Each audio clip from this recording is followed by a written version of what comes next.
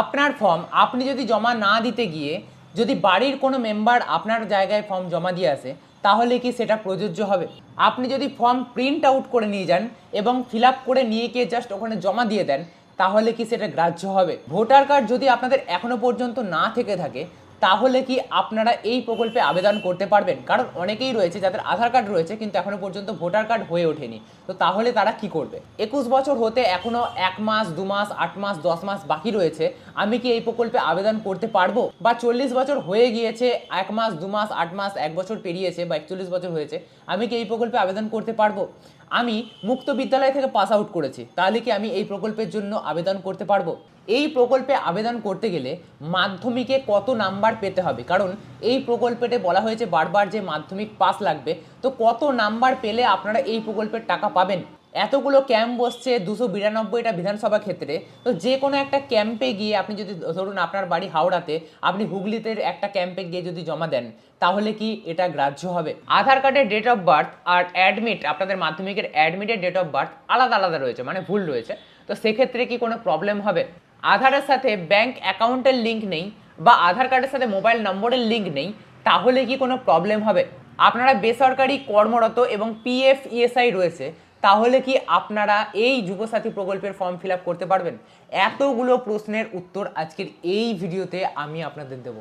তাই আজকের এই ভিডিওটা খুবই ইম্পর্টেন্ট। আপনারা কিন্তু আমাকে বিভিন্ন রকম প্রশ্ন করেছেন, আমি তার মধ্যে থেকে এই ইম্পর্টেন্ট প্রশ্নগুলো তুলে এনেছি এবং আপনাদের সাথে আজকে আমি এই উত্তরগুলো শেয়ার করব। তো আপনারা কি করবেন না করবেন সঠিক গাইডেন্সই কিন্তু আমি আপনাদের দেবো। তো চলুন একটা একটা করে আপনাদের উত্তরগুলো দেওয়া যাক। সবার প্রথমে, কেউ যদি তার বর্তমান ঠিকানায় না থেকে বাইরে কোথাও রয়েছে, সে এখন জরুরি অবস্থায় আসতে পারবে না বা কাজে কোথাও গেছে, তাহলে কি সে এই প্রকল্পের জন্য আবেদন করার জন্য বাড়ির কাউকে পাঠাতে পারে? দেখুন, বাড়ির কাউকে পাঠালে কিন্তু কোনো কাজ হবে না। সব থেকে বড় ব্যাপার, এখন কিন্তু অনলাইনেই আবেদন চালু হয়ে গেছে। আপনারা আপনার নিকটবর্তী কোনো সাইবার ক্যাফেতে বা নিজেরা চাইলে নিজেরাও কিন্তু অনলাইনে অ্যাপ্লাই করে দিতে পারবেন। এতে আপনাদের বাড়িতে আসারও দরকার নেই, কাজ ছেড়ে আসারও দরকার নেই, আর তাড়াহুড়ো করার কোনো দরকার নেই। তো অনলাইনেই কিন্তু আপনারা পুরো ফর্মটা সাবমিট করতে পারবেন। এটা একটা ভালো জিনিস ঘটেছে। যদি আপনাদের কাছে সমস্ত ডকুমেন্ট নাও থাকে, তাহলে আপনারা বাড়ি থেকে কাউকে ফটো তুলে পাঠিয়ে দিতে বলুন, তাহলেই আপনারা অনলাইনে কিন্তু ফর্মটা সাবমিট করতে পারবেন, কোনো অসুবিধা হবে না। যদি আপনারা ক্যাম্পে গিয়ে ফর্ম প্রিন্ট আউট করে বাড়ি থেকে ফিল আপ করে নিয়ে গিয়ে ক্যাম্পে ভাবলেন গিয়ে জমা দিয়ে দেবো, তাহলে কি হবে? দেখুন, অনেক জায়গায় হচ্ছে, অনেক ক্যাম্পে আবার হচ্ছে না। কারণ আমি যে ক্যাম্পে গেছিলাম আমি আপনাদের আগেও বলেছি, আমি ক্যাম্পে গেছিলাম প্রথম দিনই। তো সেখানে কিন্তু নেওয়া হচ্ছে না, মানে ওরা ফর্ম দেবে সেটাই নিতে হবে, সেটাই ফিল আপ করে জমা দিতে হবে। আবার অনেক ক্যাম্পে আমি শুনতে পাচ্ছি যে তারা কি করছে, তারা অ্যাকসেপ্ট করছে, আপনি যদি প্রিন্ট আউট করে নিয়ে যান অ্যাকসেপ্ট করছে। তো রেজিস্ট্রেশন নাম্বার কেন সব জায়গায় এটা নিয়ে একটু প্রবলেম করছে, এই রেজিস্ট্রেশন নাম্বার, দুয়ারে সরকার রেজিস্ট্রেশন নাম্বার, এইটা না থাকলে আপনাদের ফর্ম কিন্তু ক্যান্সেল হয়ে যাবে, রিজেক্ট হয়ে যাবে। তো অনেক জায়গায় আপনারা ফর্ম ফিল আপ করে নিয়ে প্রিন্ট আউট করে নিয়ে যাচ্ছেন, সেটার ওখানে গিয়ে ওরা একটা রেজিস্ট্রেশন নাম্বার বসিয়ে দিচ্ছে। আবার অনেক জায়গায় আপনার ফর্মটাকে যেটা প্রিন্ট আউট করে নিয়ে গেছেন সেটা কিন্তু নিচ্ছে না, ওরা একবার রেজিস্ট্রেশন নাম্বার লিখে আপনাদের ফর্ম দিচ্ছে। তো দুটোই হচ্ছে, আপনাদের ক্যাম্পে কী হচ্ছে সেটা আপনারা গিয়ে খোঁজ নিন, তাহলে কিন্তু সঠিক পাবেন উত্তরটা। যদি ভোটার কার্ড না থাকে, তাহলে আপনারা কিন্তু এই প্রকল্পে আবেদন করতে পারবেন না। আমি আগের দিনই ক্যাম্পে জিজ্ঞেস করেছি, তো সেখান থেকে স্পষ্টতই না বলে দিয়েছে, ভোটার কার্ড লাগবেই এই প্রকল্পে আবেদন করার জন্য। এরপরে, যদি আপনাদের বয়স 1 মাস, 2 মাস, 8 মাস, 10 মাস বাকি থাকে 21 বছর হতে, বা 40 পেরিয়ে গেছে, 1 বছর হয়েছে, বা 41 বছর আপনাদের বয়স, তাহলে কি আপনারা এই প্রকল্পে আবেদন করতে পারবেন? উত্তর হচ্ছে একদমই না, আপনারা আবেদন করতে পারবেন না। আপনাদের বয়স 21 থেকে 40 হতে হবে, তবেই আপনারা আবেদন করতে পারবেন, ঠিক আছে? যদি আপনারা মুক্ত বিদ্যালয় থেকে মাধ্যমিক পাস করে থাকেন, তাহলে কি আপনারা আবেদন করতে পারবেন? নিঃসন্দেহে আবেদন করতে পারবেন, কোনো অসুবিধাই নেই, শুধু মাধ্যমিক পাস হলেই হবে। আপনারা মুক্ত বিদ্যালয়ে করুন, আপনারা ইংলিশ মিডিয়ামের বোর্ড থেকে করুন, বাংলা মিডিয়ামের বোর্ড থেকে করুন, কোনো অসুবিধা নেই। আপনাদের পাস আউট হওয়া নিয়ে কথা, ফেল হলে আবার হবে না, ঠিক আছে? মনে রাখবেন। এবারে আধার কার্ড আর অ্যাডমিট, মাধ্যমিকের অ্যাডমিট, তার মধ্যে ডেট অফ বার্থ ভুল রয়েছে। তো সেক্ষেত্রে কি কোনো প্রবলেম হবে? না। দেখুন, অ্যাডমিটে যে বয়সটা রয়েছে সেই বয়সটাই কিন্তু আপনাদের এই ফর্মের মধ্যে লিখতে হবে, কারণ অ্যাডমিটটাই হচ্ছে আপনাদের বয়সের প্রমাণপত্র।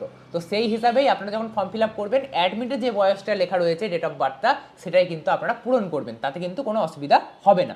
আধারের সাথে ব্যাংক অ্যাকাউন্টের লিঙ্ক নেই বা আধারের সাথে মোবাইল নম্বরের লিঙ্ক নেই, তাতে কি কোনো অসুবিধা হবে?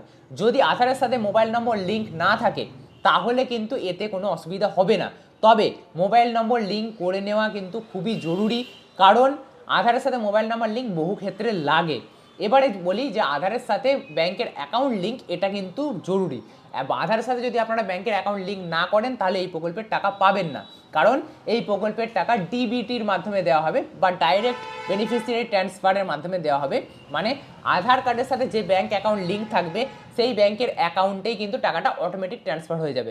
মানে আপনার ধরুন 10টা ব্যাংক রয়েছে, কিন্তু ধরুন 10টা ব্যাংকে আপনার আধার লিঙ্ক করা রয়েছে, এবারে একটার মধ্যে ডিবিটি অন করা রয়েছে, যে ব্যাংকে ডিবিটি আপনার অন করা রয়েছে সেই ব্যাংকে কিন্তু টাকা ঢুকবে। আপনি যতই আপনার ব্যাংক অ্যাকাউন্ট দিন না কেন এই ফর্মের সাথে, সেই ব্যাংকে কিন্তু টাকা ঢুকবে না। তো ডিবিটি মাধ্যমে এই টাকাটা দেওয়া হবে বলা হয়েছে। বেশিরভাগ ক্ষেত্রে কেন্দ্র সরকারের প্রকল্পগুলোর টাকা ডিবিটির মাধ্যমে দেওয়া হয়ে থাকে, কিন্তু এবারে রাজ্য সরকারও ডিবিটির মাধ্যমে এই প্রকল্পের টাকা দেবে বলে ঠিক করেছে। অন্যান্য প্রকল্প যেমন লক্ষ্মীর ভাণ্ডার এনইএফটির মাধ্যমে দেয়, তবে এই প্রকল্পের টাকা ডিবিটির মাধ্যমে দেবে বলেই কিন্তু ঘোষণা হয়ে গেছে, অলরেডি নোটিশের মাধ্যমে কিন্তু জানিয়ে দিয়েছে। তো সেক্ষেত্রে আপনারা যে ব্যাংক অ্যাকাউন্টটা দিচ্ছেন এখানে, তো সেই ব্যাংক অ্যাকাউন্টে আপনারা যাবেন, ব্যাংকে গিয়ে সেই ব্যাংকের জন্য আপনারা ডিবিটি অন করবেন বা আধার কার্ডটা লিঙ্ক করবেন, নাহলে কিন্তু আপনাদের টাকা পেতে বহুত সমস্যা হবে। যদি আপনাদের পিএফ ইএসআই থাকে তাহলে কি আপনারা এই প্রকল্পের জন্য আবেদন করতে পারবেন? দেখুন এখানে ভালো করে বুঝবেন, এই সরকার কিন্তু বারবার বলেছে যে যদি কেউ চাকরি করে তাহলে কিন্তু সে এই প্রকল্পে অধীনে থাকবে না, বা ভবিষ্যতে যদি কেউ চাকরি পায় তাহলে কিন্তু তার নামটা অটোমেটিক কেটে যাবে। তো এইখানে বোঝার আছে, দেখুন সরকার দেখতে যাবে না যে পিএফ আছে না আপনার ইএসআই আছে, এইগুলো কিন্তু সরকার সেরকমভাবে ট্র্যাক করতে পারবে না। সরকার সব থেকে বেশি ট্র্যাক করতে পারবে যেটা সরকারের কাছে ইনফরমেশন রয়েছে, যেমন আপনার নাম লক্ষ্মীর ভাণ্ডারে রয়েছে নাকি, বিধবা ভাতায় রয়েছে নাকি, প্রতিবন্ধী ভাতায় রয়েছে নাকি, এগুলো সরকার ট্র্যাক করে নেবে খুব সহজে। কিন্তু আপনার যদি পিএফ ইএসআই থাকে সেক্ষেত্রে কিন্তু সরকার অত সহজে ট্র্যাক করতে পারবে না যে আপনার নামে পিএফ বা ইএসআই আছে কি না। তো সেক্ষেত্রে আপনারা অবিলম্বে আবেদন করতে পারেন, কোনো অসুবিধা হবে না। সরকার কিন্তু চাকরির ব্যাপারটা মেনলি ধরছে, বেসরকারি চাকরি নয়, সরকারি চাকরির ব্যাপারটা মেনলি ধরছে। কেউ যদি সরকারি চাকরি পায় তাহলে তো সে পাবেনই না, যদি এই প্রকল্প চলতে চলতে সে সরকারি চাকরি পেয়ে যায় তাহলেও কিন্তু তার প্রকল্পটা বন্ধ হয়ে যাবে। তো সরকারি এই প্রকল্প অর্থাৎ যুবসাথী প্রকল্প সরকারি চাকরির উপরে বেশি কিন্তু গুরুত্ব দিচ্ছে। যদি সরকারি চাকরি ছাড়া আপনারা অন্য কোনো পেশার সাথে যুক্ত থাকেন তাহলে কিন্তু আপনারা অবিলম্বে এই ফর্ম ফিল আপ করতে পারেন, আপনাদের কোনো অসুবিধা হবে না। আর এই প্রকল্পটা শুধুমাত্র শিক্ষিত বেকারদের জন্য, যারা মাধ্যমিক পাস করেছে অ্যাটলিস্ট তাদেরকে এই প্রকল্পের টাকা দেওয়া হবে। এবারে এখানে প্রশ্ন আসছে আপনাদের কত পার্সেন্ট মার্কস পেতে হবে, মানে কত নম্বর পেতে হবে মাধ্যমিকে, তবে আপনারা এই প্রকল্পের টাকা পাবেন। দেখুন এখানে স্পষ্টই বলা হচ্ছে যে মাধ্যমিক পাস হতে হবে, কোথাও কোনো কিছু মেনশন নেই যে এত পেতে হবে অত পেতে হবে, 50%, 60%, 70%। এটা স্কলারশিপ নয়, স্কলারশিপের সাথে আপনারা এই বেকার ভাতা বা যুবসাথী গুলিয়ে ফেলবেন না।